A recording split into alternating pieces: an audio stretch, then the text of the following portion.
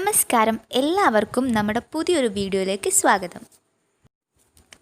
കുട്ടികൾക്കും മുതിർന്നവർക്കും ഒരുപോലെ ഇഷ്ടപ്പെടുന്ന എള്ളുണ്ടയുടെ റെസിപ്പി ആയിട്ടാണ് ഞാൻ ഇന്ന് വന്നിട്ടുള്ളത്. അതിനായിട്ട് ഞാൻ 150 ഗ്രാം കറുത്ത എള്ളാണ് എടുത്തിട്ടുള്ളത്. കടയിൽ നിന്ന് വാങ്ങിക്കുന്ന എള്ളിൽ ചെറിയ കല്ലും പൊടികളും ഒക്കെ ഉണ്ടാവാൻ സാധ്യതയുണ്ട്. അപ്പോൾ അതുകൊണ്ട് ഞാൻ ഇതൊന്ന് കഴുകി വൃത്തിയാക്കി എടുക്കുകയാണ്. ഇനി ഇതൊന്ന് അരിച്ച് ഒരു പാത്രത്തിലേക്കിട്ട് വെള്ളം ഒന്ന് വാർന്നു പോവാനായിട്ട് വെക്കാം.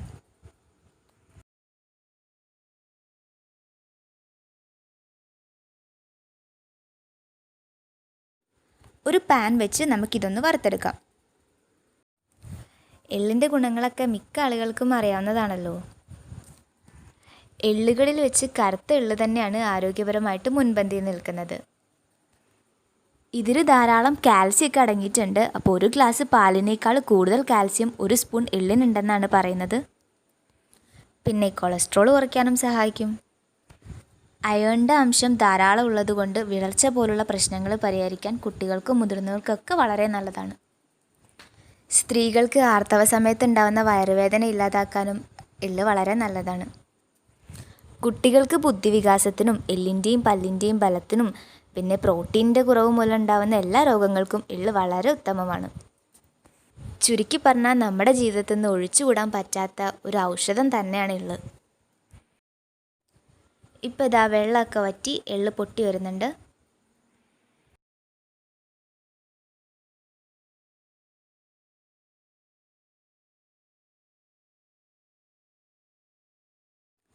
ഇനി ഇത് കരിഞ്ഞു പോവാതെ ഒന്നുകൂടി ഇളക്കി കൊടുക്കാം.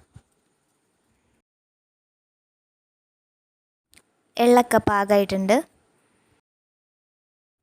നമുക്കിനി ഇതൊരു പാത്രത്തിലേക്ക് മാറ്റി വെക്കാം.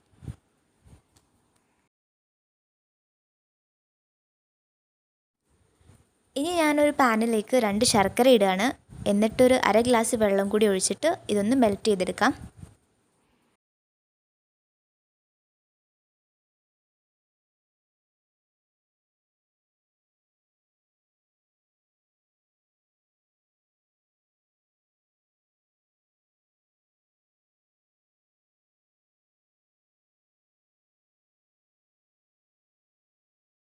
ശർക്കരയൊക്കെ ഇപ്പോൾ ഇതാ അലിഞ്ഞു വന്നിട്ടുണ്ട്. ഇനി ഇത് പതഞ്ഞ് വെള്ളമൊക്കെ വറ്റി വരുമ്പോഴേക്കും നമുക്കൊരല്പം ഏലക്ക പൊടിച്ചത് ചേർത്ത് കൊടുക്കാം.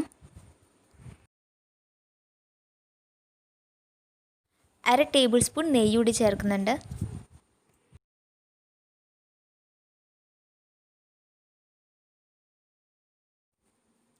ഇനി ഇതിലേക്ക് നേരത്തെ വറുത്ത് വെച്ചിട്ടുള്ള എള്ള് കുറേശ്ശെയായിട്ട് ഇട്ട് കൊടുത്തിട്ട് യോജിപ്പിച്ചെടുക്കാം.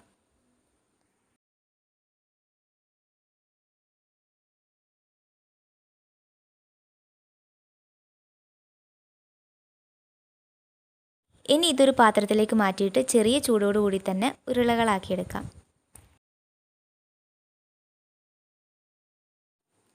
അപ്പോൾ ഇതാ നമ്മുടെ ഹെൽത്തി എള്ളുണ്ട ഇവിടെ റെഡി ആയിട്ടുണ്ട്.